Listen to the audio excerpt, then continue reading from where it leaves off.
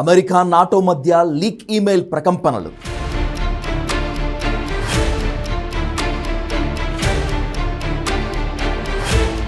నాటోపై ప్రతీకారానికి సిద్ధమవుతున్న ట్రంప్ సర్కార్.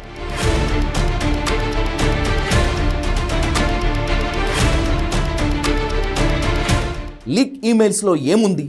NATO reaction ఏంటి?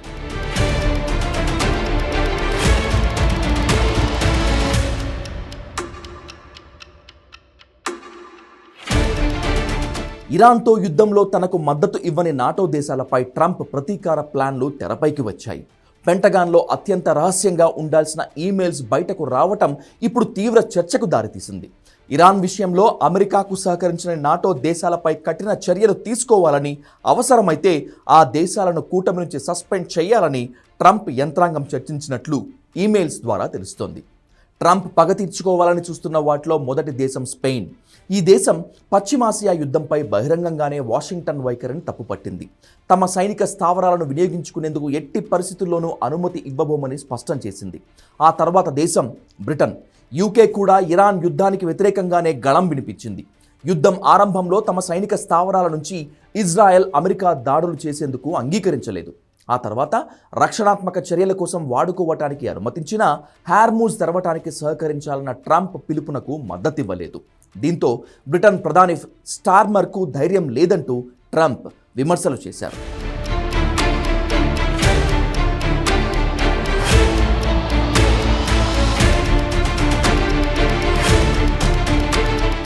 మరోవైపు ఫ్రాన్స్ సైతం మిడిల్ ఈస్ట్ యుద్ధంలో అమెరికాకు హ్యాండ్ ఇచ్చింది. ఈ యుద్ధం విషయంలో ఫ్రాన్స్ తన గగనతలాన్ని ఉపయోగించుకునేందుకు అనుమతించకపోవటం అమెరికాకు కోపం తెప్పించింది. ఇందుకు ప్రతిగా నాటోలో ఫ్రాన్స్ వహించే కీలక నాయకత్వ పాత్రలు, ప్రతిష్టాత్మక పదవులను ఇతర విధేయ దేశాలకు కట్టబెట్టాలని యోచిస్తోంది పెంటగాన్. ఫ్రాన్స్ అధ్యక్షుడు మాక్రాన్ చాలా కాలంగా యూరోప్ తన రక్షణను తానే చూసుకోవాలని పిలుపునిస్తున్నారు. పెంటగాన్ లీకుల ప్రకారం అమెరికా ఈ ధోరణిని తీవ్రంగా వ్యతిరేకిస్తోంది. ఫ్రాన్స్ తన సొంత దారిని వెతుక్కోవటం వల్ల నాటో ఐక్యత దెబ్బతింటోందని అమెరికా రక్షణ శాఖ అధికారులు భావిస్తున్నారు. అందుకే నాటోలో యూరోపియన్ దేశాలకు ఉన్న హక్కుగా భావించే ధోరణి తగ్గించాలని ఎల్బ్రిడ్జ్ కోల్ఫీ తన ఈమెయిల్లో పేర్కొన్నారు. ఇంకా నాటోలో అమెరికాతో విభేదించిన దేశాలు చాలానే ఉన్నాయి. మరి వాటిపై ట్రంప్ సర్కార్ ప్రతీకారం ఎలా ఉండబోతోంది? పెంటగాన్ లీక్ ఈమెయిల్స్ ప్రకారం ఇరాన్తో పోరులో తమకు మద్దతివ్వని దేశాల నుంచి సైనిక దళాలను ఉపసంహరించి వాటిని తమకు విధేయంగా వ్యవహరిస్తున్న పోలాండ్, రుమేనియా తదితర దేశాలకు తరలించాలని ప్లాన్ చేస్తున్నాడు.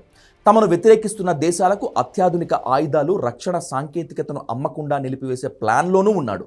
పెంటగాన్ నుంచి లీక్ అయిన ఈమెయిల్ ప్రకారం స్పెయిన్ వంటి దేశాలను నాటో నుంచి సస్పెండ్ చేయటం పైన కసరత్తు చేస్తున్నట్లు తెలుస్తోంది.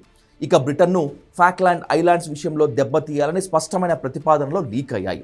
బ్రిటన్, అర్జెంటీనా మధ్య దశాబ్దాలుగా కొనసాగుతున్న ఫాక్లాండ్ ఐలాండ్స్ వివాదంలో అనుసరిస్తున్న తటస్థ వైఖరిని మార్చుకోవటం ద్వారా బ్రిటన్ను తమ దారికి తెచ్చుకోవాలని భావిస్తున్నాడు ట్రంప్. ఇరాన్పై యుద్ధానికి సహకరించిన బ్రిటన్కు వ్యతిరేకంగా ఈ దీవుల విషయంలో అర్జెంటీనాకు మద్దతు పలకాలనుకుంటున్నట్లు లీక్డ్ ఈమెయిల్ చెప్తున్నాయి. అందుకే ఈ లీకులు అంతర్జాతీయ రాజకీయంలో ప్రకంపనలు పుట్టిస్తున్నాయి. అయితే ఈ చర్యలు అమెరికాకే నష్టం కలిగిస్తాయనే వాదనలు కూడా ఉన్నాయి.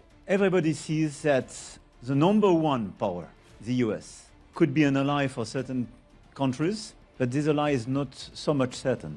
And nobody is totally sure if this ally is reliable.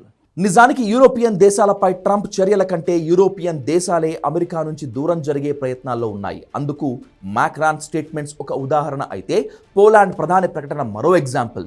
అమెరికాను ఇక ఎంత మాత్రం నమ్మదగిన మిత్రదేశంగా చూడలేమని, మారుతున్న ప్రపంచ పరిస్థితులకు అనుగుణంగా యూరోప్ తన శక్తిని పెంచుకోవాలని మాక్రాన్ చెప్పుకొచ్చారు.